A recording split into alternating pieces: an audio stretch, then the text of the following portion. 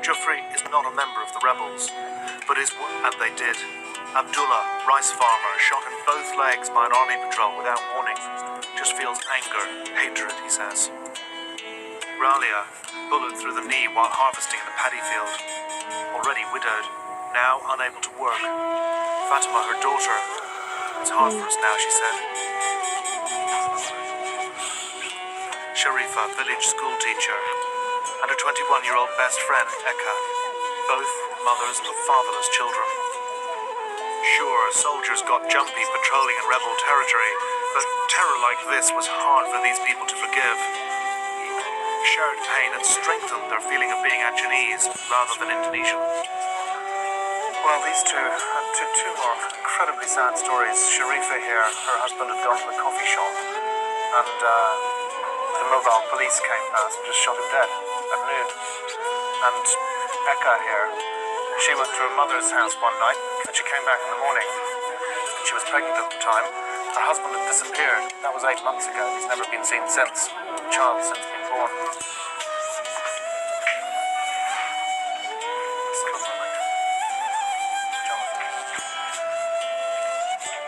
Some just go numb inside, shut down completely, like 27-year-old Dharmawati.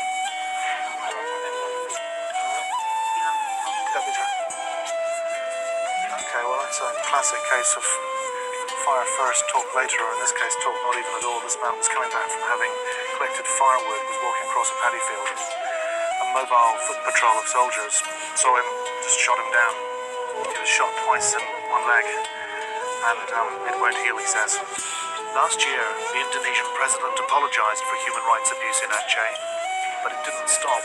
So they're just bringing these people in from villages around and about to meet us because they just want to show us just how bad this is. These are ordinary villagers, farmers just being mown down.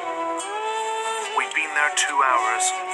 One man had warned me that if soldiers entered the village, we should drop everything and run like hell. Keadilan ini juga tidak sampai ke Aceh.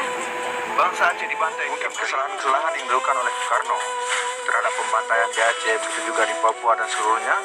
Mungkin ini kesempatan yang terbaik bagi Megawati untuk menebus kesalahan orang tuanya dengan cara memberi kemerdekaan kepada bangsa-bangsa yang menuntut kemerdekaan.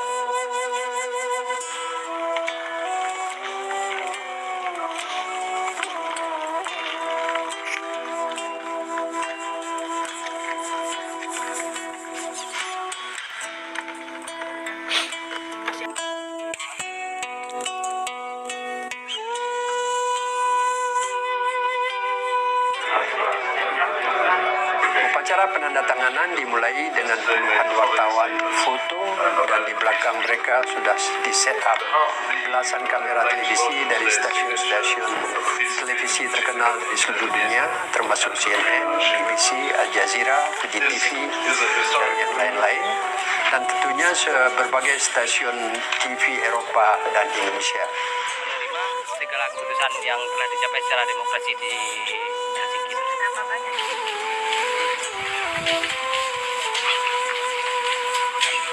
Kalau kita iringi dengan ketulusan, tidak ada obsesi terselubung di balik semua ini, saya pikir dari pihak kami optimis perjanjian ini akan berlanjut.